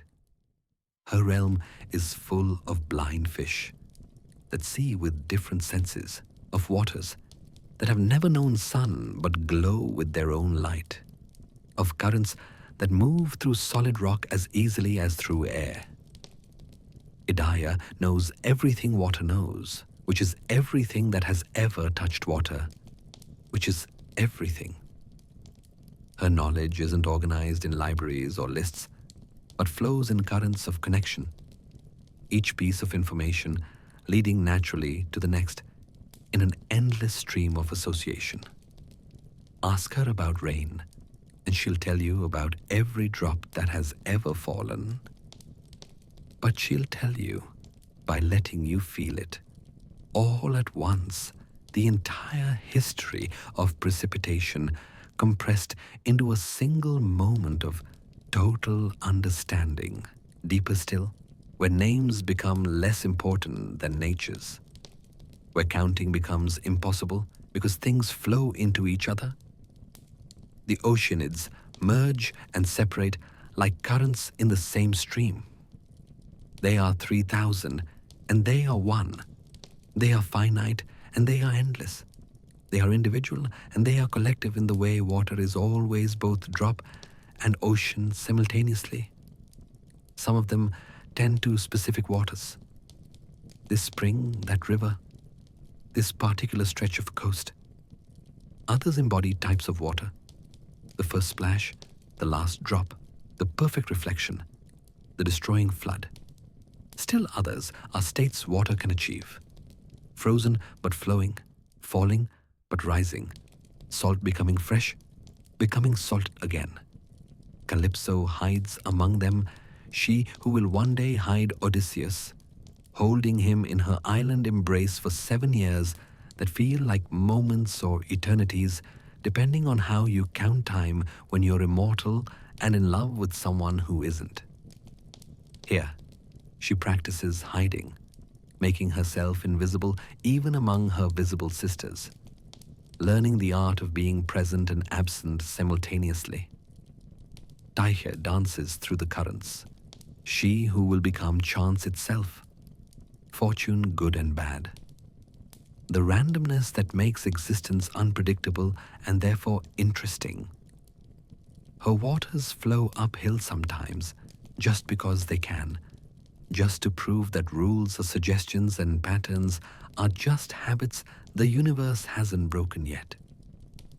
In her wake, probability becomes fluid, and unlikely things become inevitable while certainties dissolve into maybes. Now we descend into the deepest chamber of memory, where even the Oceanids' waters move slowly, thickly, like honey made from time itself. Here dwells the memory of the war that changed everything. The Titanomachy, though calling it a war, is like calling the ocean wet. True but insufficient to capture the magnitude of what occurred when the fundamental forces of existence fought for the right to define reality. The war didn't begin with a declaration or an insult, or even a cause. It began with a feeling spreading through the cosmos like temperature changing in water. So gradual you don't notice until suddenly everything is different. The young gods, Zeus and his siblings, hidden away, growing in power and purpose, developing appetites that the Golden Age couldn't satisfy. They wanted not just existence but dominion, not just immortality but worship, not just power but power over. Kronos felt it first, as a father feels a child pulling away, that subtle shift from dependence to independence to opposition. But he had swallowed his children, hadn't he? Consumed them before they could consume him, taken them into himself, where they should have dissolved into his greater being. Except they didn't dissolve. Inside the Titan of time, they grew in strange ways, learning the cosmos from the inside out, understanding power from the perspective of the devoured. The stone came last, wrapped in swaddling clothes, and Kronos swallowed it thinking it was Zeus. The moment it hit his stomach, everything changed. The stone was just stone, had always been stone, would always be stone. It had no dreams of overthrowing, no ambitions of ruling, no capacity for deception. Its pure honesty was poison to a stomach that had grown used to digesting potential threats. Kronos vomited, and in that volcanic upheaval, his children emerged full-grown, furious, ready. Hestia came first, though she had been swallowed last, time running backward through Kronos' throat. Then Demeter, Hera, Hades, Poseidon, each one emerging with powers that had fermented in their father's belly, transformed by their strange gestation into something new, something the cosmos hadn't seen before. Gods who understood suffering, who knew what it was to be powerless, who had learned patience in the dark. Zeus came last, though he had never been swallowed, raised in secret on Crete by the goat Amalthea, whose milk was liquid starlight, trained by the Curetes, whose weapon dances hid his infant cries. He emerged not from Kronos' throat, but from hiding, fully grown, bearing the thunderbolt forged by the Cyclopes, whom he had freed from Tartarus. The lightning in his hand wasn't just a weapon. It was crystallized rebellion, solidified change, the future asserting its right to exist. The alignment happened slowly. Some titans sided with Kronos, the old order, the way things had always been. Others, seeing which way the wind was blowing, or perhaps tired of the static perfection of the Golden Age, allied with the Olympians. Still others tried to remain neutral, to exist outside the conflict, not understanding that in a war for the nature of reality itself, neutrality is impossible. The battle lines weren't drawn on any map because this war was fought in dimensions that don't have directions. It raged in the spaces between atoms, in the pause between heartbeats, in the realm where thoughts become things. When titans fought, mountains weren't destroyed. They were never allowed to have existed in the first place. When gods clashed, new laws of physics were proposed, tested, discarded, or enshrined. Hyperion threw suns like scattered coins, each one a complete star with its own potential solar system, its own possible futures. Zeus caught them in nets of lightning and threw them back as supernovas, endings that happened before beginnings, light that arrived before it departed. Their battle created the phenomenon of time dilation, the way massive objects bend space-time around themselves, though humans wouldn't discover this for millennia. Oceanus tried to remain above the conflict, circling it all with his vast river body, maintaining the boundary between what was and what wasn't. But his daughters chose sides, some fighting with their cousins, the Olympians, others standing with their father's generation. The waters of the world became confused, flowing uphill, raining upward, freezing and boiling simultaneously as their loyalties tore them in different directions. Atlas and his brother Mnemosyne led the Titan forces when Kronos became too paranoid, too focused on the prophecy of his downfall to effectively strategize. They marshaled powers that had slept since the cosmos was young. Gravity that could think, entropy that could choose its targets. Dark matter that remembered when it was the only matter. Their armies weren't made of soldiers, but of concepts given hunger and direction. The 100-handed ones, the Hecatonchires, joined Zeus's cause, their 50 heads seeing every possible angle of attack, their 100 hands capable of throwing mountains like pebbles, but more importantly, capable of reaching into the spaces between spaces and rearranging the fundamental structure of things. When they fought, it wasn't violence but surgery, precisely removing the connections that held Titan power together. The war lasted 10 years, though years meant something different when the beings fighting could step outside time, could make moments last eternities, or compress centuries into heartbeats. It was 10 years, and it was instant, and it was still happening, and it had always been over, all simultaneously, because in a war between forces that can manipulate causality itself, beginning and ending become suggestions rather than facts. The turning point came when Zeus freed the Cyclopes completely, not just from physical imprisonment, but from the conceptual chains that limited their creativity. In gratitude and joy at being able to create without restraint, they forged weapons that were more than weapons. The thunderbolt for Zeus that was authority itself given form. The trident for Poseidon that could shake not just earth, but the foundations of reality.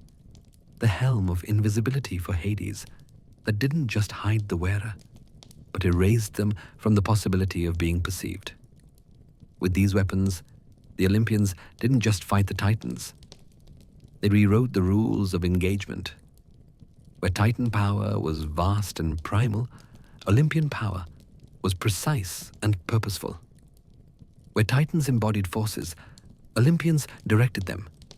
It was the difference between being the ocean and being able to command the ocean, between being time and being able to manipulate time. The final battle happened everywhere at once. In the sky, where Zeus's lightning met Kronos' temporal distortions, creating storms that rained moments instead of water. On the earth, where Demeter and Rhea fought with life itself as their weapon, making things grow and die and grow again so quickly that evolution accelerated, creating new species with every clash. In the underworld, where Hades learned to command the shadows that even Titans feared. But the most important battle was fought in the realm of belief. The Olympians offered something the Titans couldn't. Personality, relatability, gods who could be bargained with, pleased, angered, seduced. Where Titans were forces to be endured, Olympians were beings to be engaged with. The cosmos itself, tired perhaps of the perfect stasis of the Golden Age, began to lean toward the chaos and possibility the Olympians represented. When Kronos fell, he didn't die. Titans don't die. They just become different kinds of existence. He shattered across time, becoming not the god of time, but time itself, spread so thin across the cosmos that he could no longer gather himself into consciousness. Some say he still tries to pull himself together, and when he nearly succeeds, we experience déjà vu, moments when time stutters, and we briefly experience the same instant twice. The defeated Titans were cast into Tartarus, that abyss that exists below everything else, the basement of reality where concepts go to be forgotten but can never quite be erased. But casting them down wasn't like throwing someone into a pit. It was more like changing their frequency, shifting them into a dimension that occupies the same space as everything else, but can't interact with it. Like radio waves passing through your body right now, without you feeling them. As it was in the beginning, before the cosmos learned to distinguish between is and isn't, there was Tartarus. Not a place, but the absence of place. Not a thing, but the unthing that defines what things are by not being them. And now, as our journey spirals toward its deepest point, we descend into that abyss where the defeated Titans dwell in their eternal imprisonment.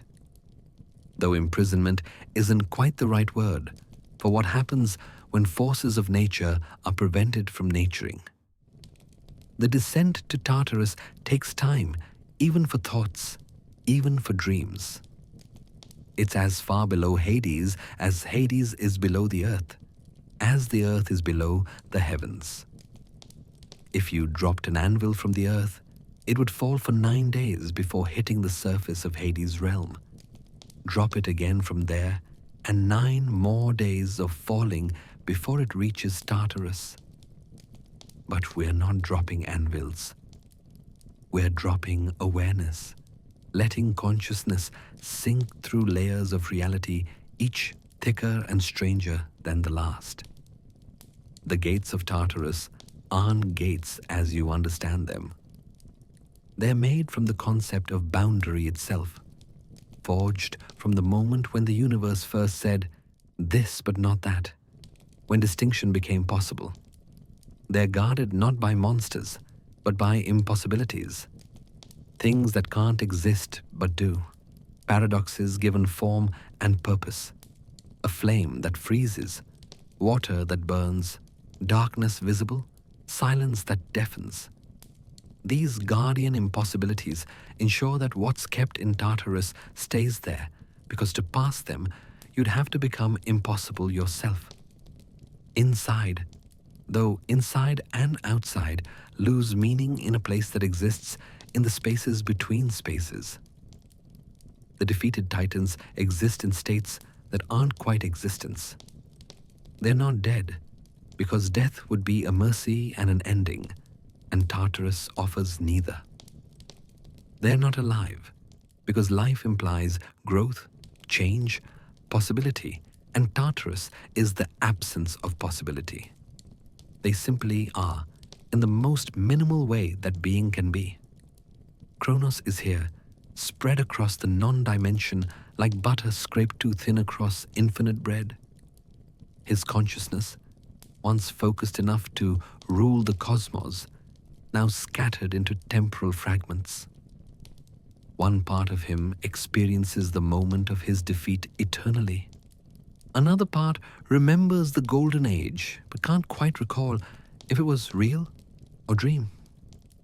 Still, another part sees all the futures he'll never have, the victories that will never come, the escape that's always almost, but never quite possible. Sometimes the fragments find each other, temporarily coalescing into something that's almost Kronos again. In these moments, Tartarus trembles, and in the world above, time hiccups. Clocks skip a second. People lose words mid-sentence. The sun hesitates in its path across the sky. But the gathering never lasts. The nature of Tartarus is dispersal, dissolution, the eternal prevention of coherence.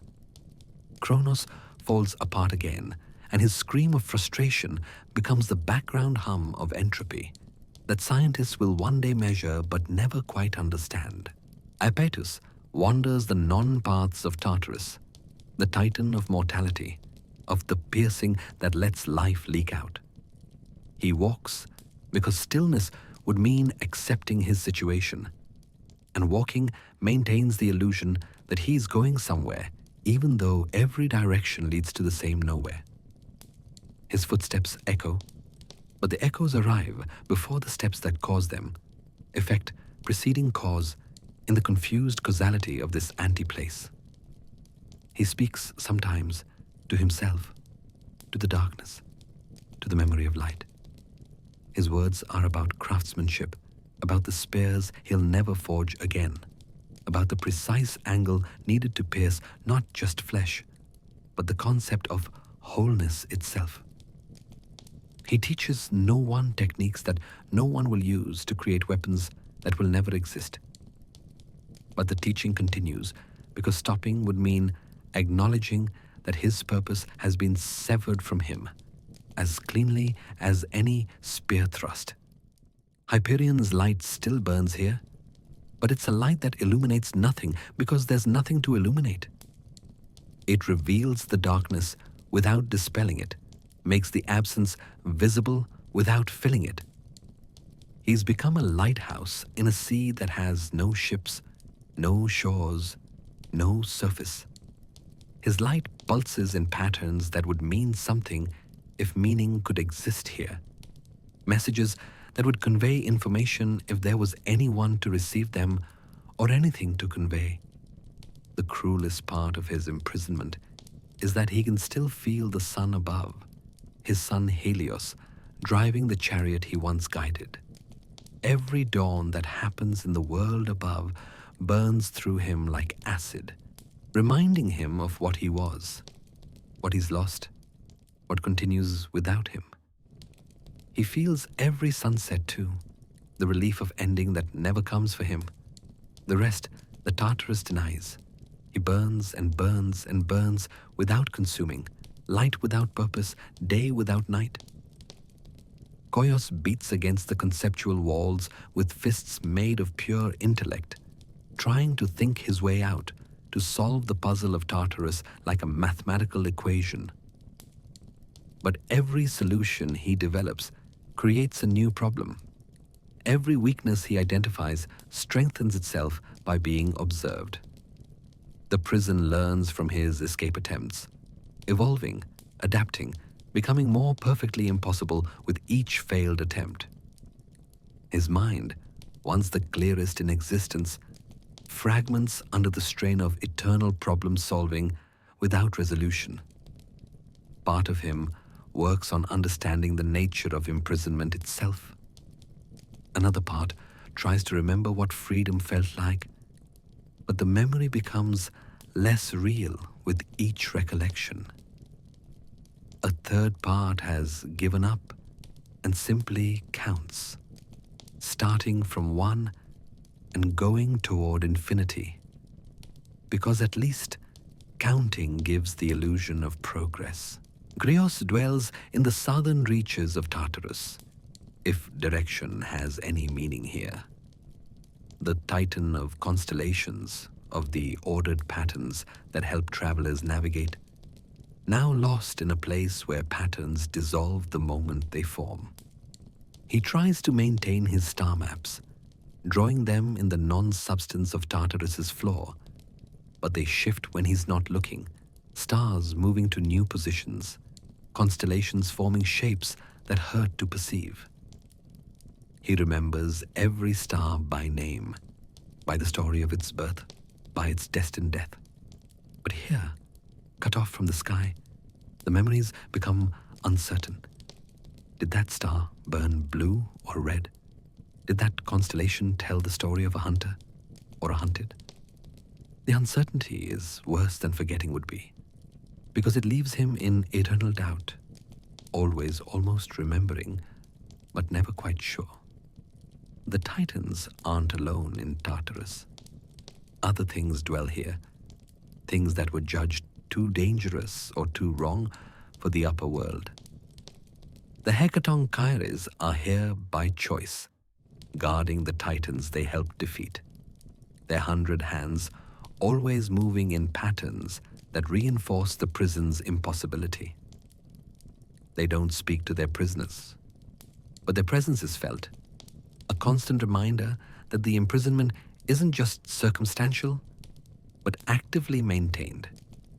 The dragon camp patrols the non-spaces, her body a combination of every predator that ever existed or might exist.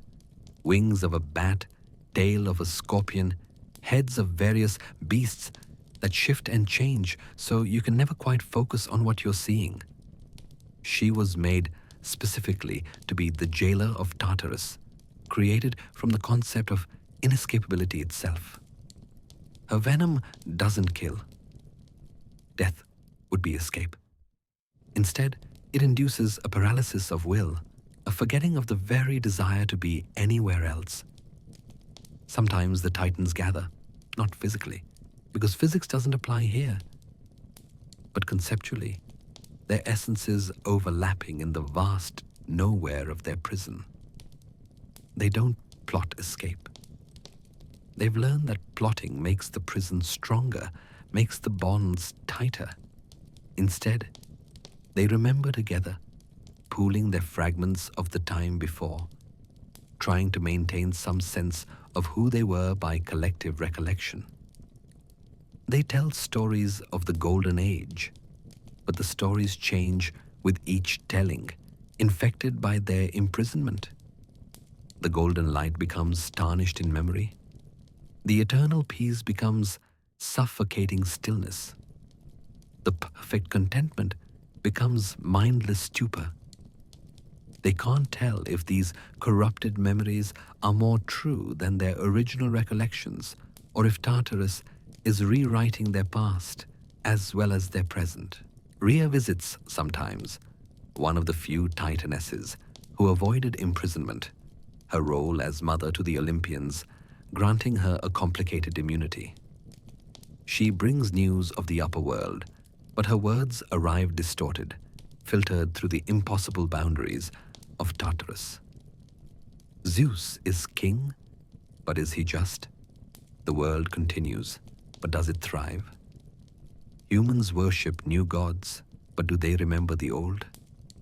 The news raises more questions than it answers, each visit leaving the Titans more uncertain about the world they once ruled.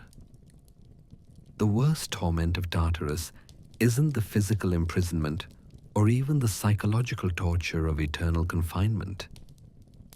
It's the knowledge that they were fundamental to existence, that they are the foundations upon which everything else is built. And yet, they're forgotten, unnecessary, relegated to mythology and nightmare. The cosmos continues without them, proving that despite their vast power, despite their primal importance, they were ultimately replaceable. As it was in the beginning, when they first emerged from the primordial void, the Titans were possibility incarnate. Now, imprisoned in Tartarus, they've become impossibility incarnate, existing in a state that denies existence, conscious of their unconsciousness, powerful in their powerlessness.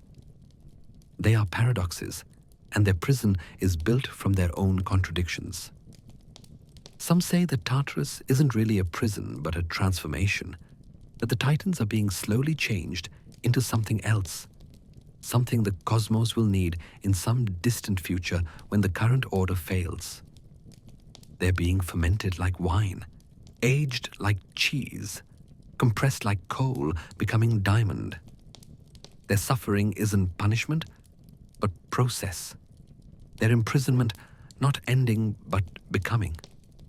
Others whisper that Tartarus is failing, that the impossibilities that guard it are becoming possible, that paradoxes are resolving into mere contradictions. They say that sometimes, in the deep night when even the gods sleep, you can hear the Titans stirring, their chains of concept and causality beginning to crack. They say that one day, perhaps soon, perhaps in 1,000,000 years, perhaps yesterday, in a timeline that hasn't happened yet, the Titans will rise again. But here, now, in this eternal moment of our journey through their story, they remain in Tartarus, echoing through existence like the memory of a dream you can't quite recall, but can't quite forget.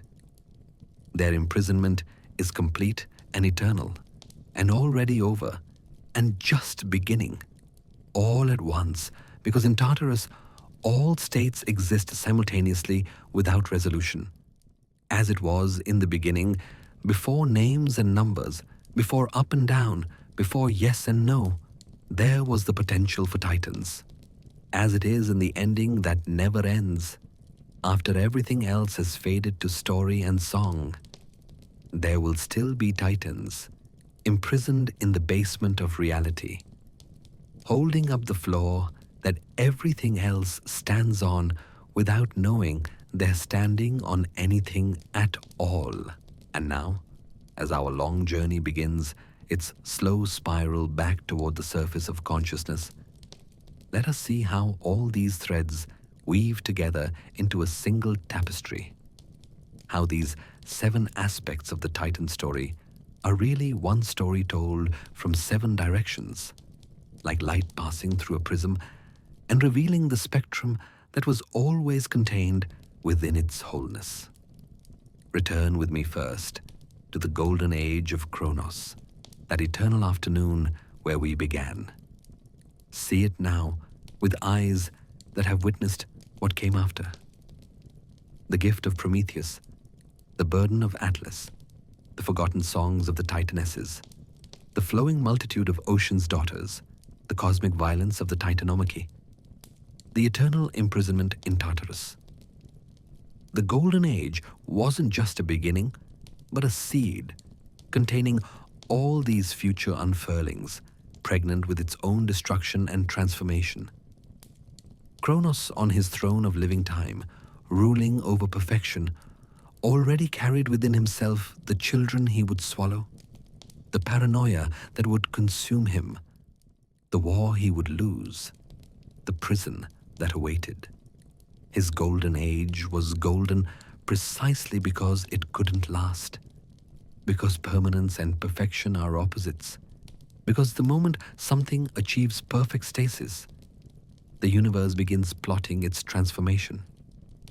Watch how Prometheus moved through that golden world, already seeing its end, already preparing his gift.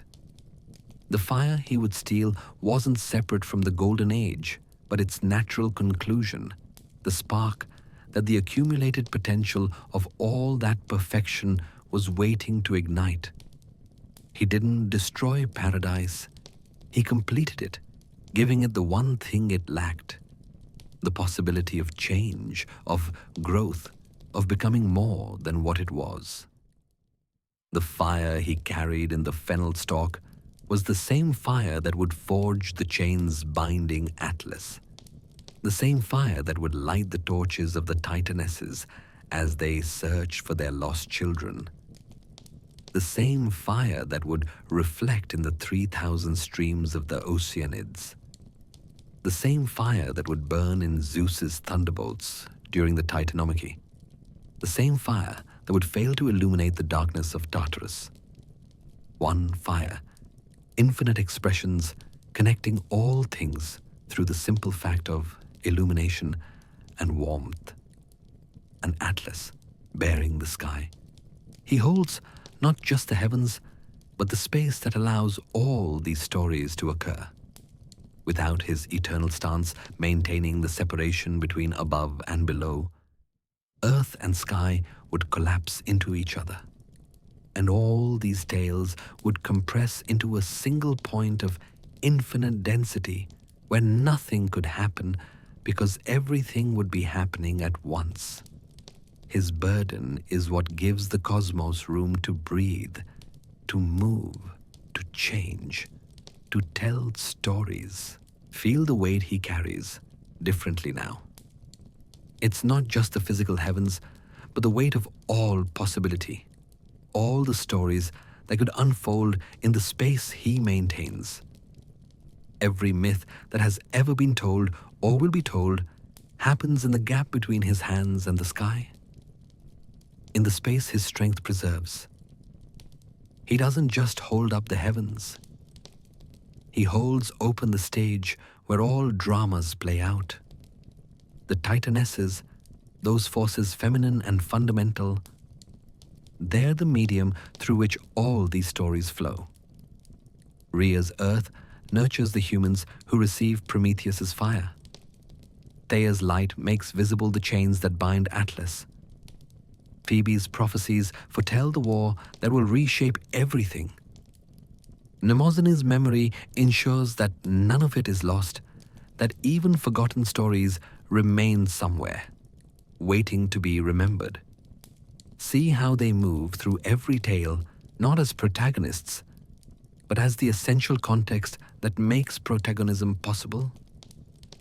They are the where and when and how of every story, the background that's more important than the foreground, because without background, foreground has no meaning. They don't need their names in the titles of myths, because they are the substance from which myths are made. The 3,000 daughters of Oceanus, flowing through all things, connecting all things. They carry the fire of Prometheus from its first theft to every hearth that has ever warmed human hands. They wash the feet of Atlas, cooling his eternal stance.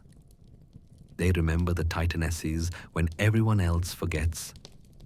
They witness the Titanomachy from every possible angle, their waters reflecting the cosmic battle in 3,000 different ways. They seep even into Tartarus, drop by drop, eroding slowly the impossibilities that maintain that impossible prison. Each Oceanid is a different verse of the same song, a song about fluidity and persistence, about how soft things can shape hard things given enough time, about how everything eventually returns to the sea. They don't fight the changes that come. They embody change, carrying it in their currents, distributing transformation wherever they flow. The Titanomachy itself, that war that split existence, see it now not as destruction, but as necessary transformation. The violent birth pangs of a new cosmic order. Every force needs an equal and opposite force to define itself against. The Olympians needed the Titans to overthrow, to become themselves. The Titans needed to be overthrown to become the fundamental forces they were always meant to be. No longer rulers, but foundations. The war wasn't really about who would rule, but about what kind of cosmos this would be. One of eternal stasis or eternal change. One of perfect peace or imperfect growth. One where power is inherited or earned, where gods are distant forces or present personalities. The Titans didn't really lose. They became the stage upon which the Olympians perform, the deep structure that makes the surface possible. And Tartarus, that ultimate prison, that final silence, even it connects to everything else. It's the shadow that makes light meaningful, the imprisonment that makes freedom precious, the forgetting that makes memory important. The Titans imprisoned, they aren't gone, but transformed into the dark matter of mythology, the unseen mass that holds everything else in its proper orbit. Their suffering in Tartarus is the price paid for the cosmos to have weight, consequence, meaning. Without the possibility of such imprisonment, victory would be hollow. Without the reality of their eternal bondage, freedom would be just another word. They are the sacrifice that sanctifies the new order, the old gods whose burial makes the new gods divine. See how it all connects? Kronos' golden age created the perfect stasis that made Prometheus' gift necessary. Prometheus' gift gave humans the consciousness to perceive Atlas's burden. Atlas's burden created the space for the Titanesses to work their subtle magic.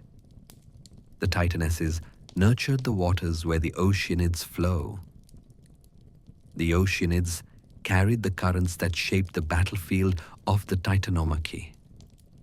The Titanomachy resulted in the imprisonment in Tartarus.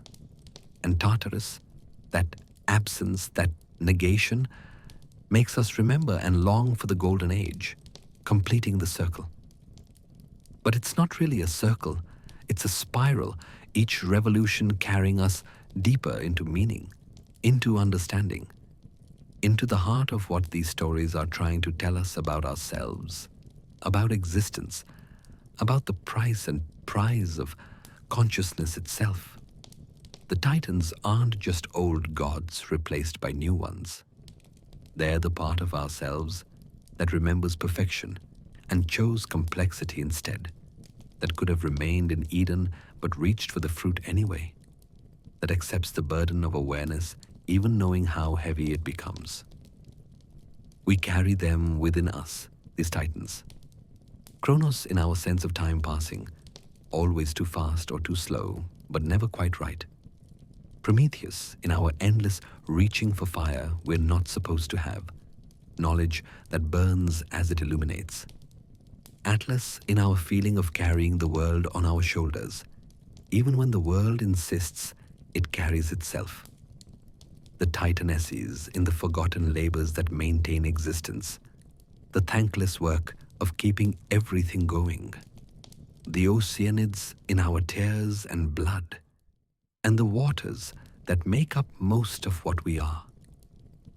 The memory of war in every conflict between what was and what might be. Tartarus in the dark places we lock away but can never quite forget. And now, dear traveler, as our 3-hour journey through the realm of Titans draws toward its close, feel yourself beginning to surface from these deep waters of story, rising slowly like a bubble through amber, carrying with you the weight and warmth of all you've witnessed, all you've remembered, all you've dreamed. The path that led us down through golden afternoon into deepest night now curves gently upward, though upward and downward have lost their sharp distinctions. You're not climbing out of the story so much as the story is releasing you, gradually, tenderly, the way dawn releases night. Not all at once, but in degrees of gray, becoming silver, becoming gold. The Titans fade back into their eternal positions, their eternal roles, their eternal sentences and sanctifications. But they don't disappear. They settle into the architecture of existence, the bones of the world, the grammar that makes all other sentences possible. Kronos becomes time itself again, not the god of time, but time's own self, ticking in your heartbeat, measured in your breath. Atlas resumes his stance, and you feel your own spine straighten slightly, remembering what it means to bear necessary burdens with grace. Prometheus's fire still burns, of course. It burns in every question you ask, every tool you craft, every moment you choose knowledge over ignorance, even knowing knowledge brings suffering. His gift wasn't just to those ancient humans in their garden of innocence, but to you now, listening in your bed or chair, or wherever you've settled for this journey. The fire is consciousness itself, awareness aware of its awareness, the beautiful curse of knowing that you know. The Titanesses return to their subtle work, barely visible but essential. Rhea tends the earth that holds you. Theia adjusts the quality of light that will greet you when you open your eyes. Phoebe weaves tomorrow's possibilities from today's choices.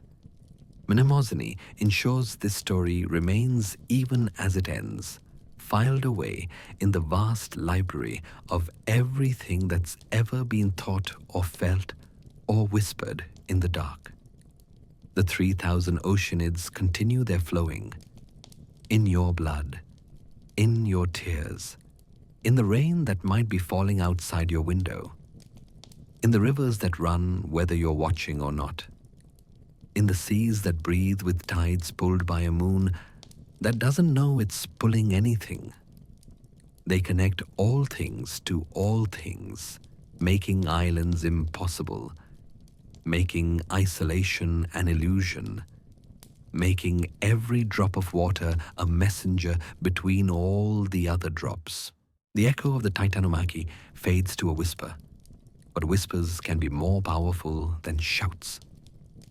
It whispers that change is possible, that old orders can give way to new, that what seems eternal and unchangeable might simply be waiting for the right revolution, the right revelation, the right rebels to say, no, let's try something different.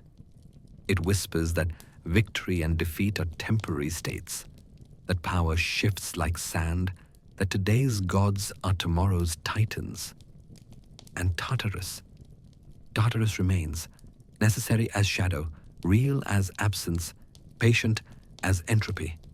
It holds what must be held, contains what cannot be allowed to roam free, remembers what we'd rather forget. But even Tartarus serves its purpose in the grand design, the basement that makes the house possible, the unconscious that makes consciousness meaningful, the no that gives weight to every yes. These old gods, these titans, they never really left.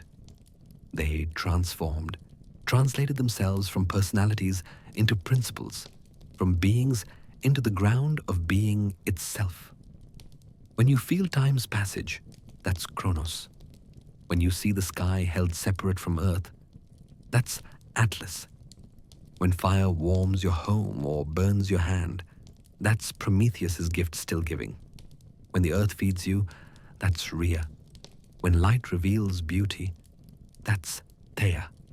When you remember something you thought you'd forgotten, that's Mnemosyne whispering.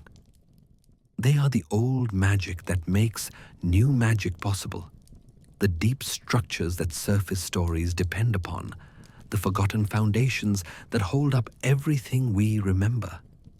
They don't need worship because they've become necessity itself. They don't need temples because existence is their temple. They don't need priests because everyone who breathes is their priest. Everyone who thinks carries their fire. Everyone who endures holds up their portion of sky. As you return now to your own time, your own place, your own moment in the vast story that started with Titans and continues through you, carry with you this understanding. You are part of an ancient continuity, a story that began before beginning and continues past ending. The struggles you face are echoes of that first war in heaven. The burdens you bear are fragments of Atlas's sky. The knowledge you seek is sparks from Prometheus's theft. The peace you long for is a memory of Kronos' golden age. But more than that, you are the reason the Titans' sacrifice has meaning. Every human consciousness that awakens to itself, that chooses awareness despite its weight, that reaches for fire despite its burn, that asks questions despite their danger.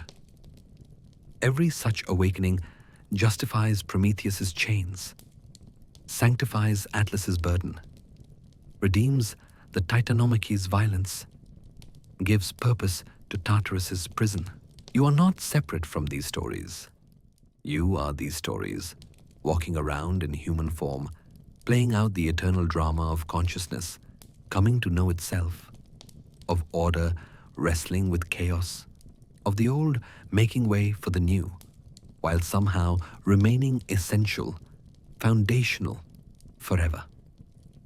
The dawn that's coming, whether literal dawn outside your window or metaphorical dawn at the end of this story, is the same dawn that first broke over the Golden Age, the same light Prometheus stole and gave away, the same illumination the Titanesses taught the cosmos how to see by.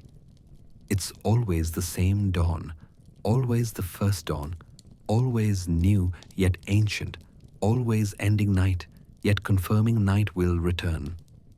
Let your breathing slow now, matching the rhythm of waves on some distant shore where an Oceanid plays in the foam.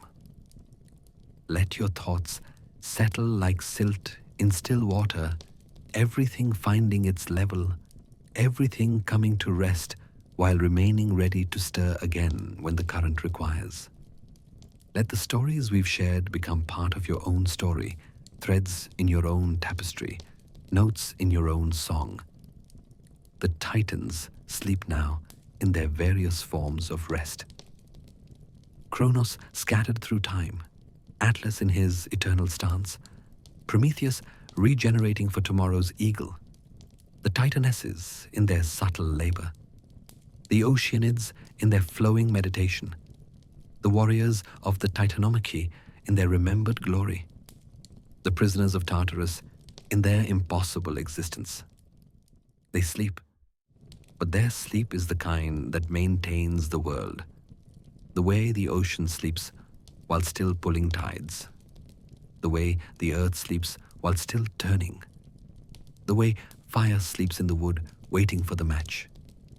And you can sleep too now, if sleep is what you seek.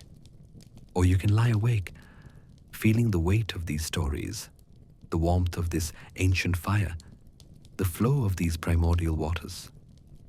Either way, you carry the Titans with you now, their stories woven into your consciousness, their struggles and triumphs and tragedies part of your own human heritage. Remember them when you feel time's weight. Remember them when you see the sky. Remember them when fire lights your way. Remember them when earth feeds you. Remember them when water flows. Remember them when you must fight for change. Remember them when you feel imprisoned by circumstance. Remember them, these old gods who became the world itself, who gave up personality for permanence, who traded ruling for being the rules themselves. The circle closes but remains open. The story ends but continues. The journey completes but is never complete. This is the way of mythic time, where everything is always happening, has happened, will happen, might happen, must happen.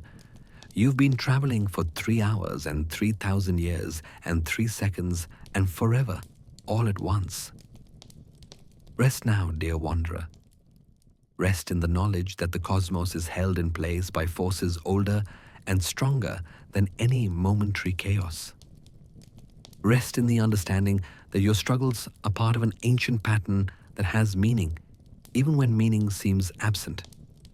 Rest in the peace of knowing that even gods struggle, even titans fall, even the perfect golden age had to end for anything else to begin.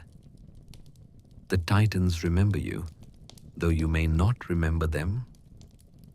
In the turning of seasons, in the passage of time, in the weight of responsibility, in the gift of consciousness, in the flow of waters, in the necessity of change, in the reality of consequence. In all these things, the titans remember you, hold you, carry you, as they have carried all humanity from the first awakening until the last star burns cold. Sweet dreams, carried by ancient currents. Safe passage through the night, held by Atlas's sky. Warm rest, heated by Prometheus's fire. Deep peace, cradled in Rhea's earth. Clear visions, lit by Theia's light. True memories, preserved by Mnemosyne. Flowing sleep, guided by the Oceanids.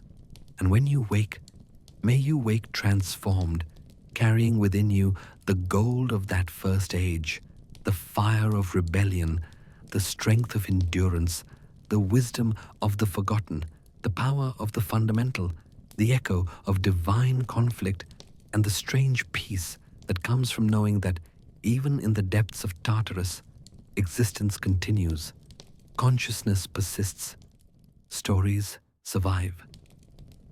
The titans fade now into the background hum of existence, that deep thrumming beneath everything, the bass note that makes all other notes possible.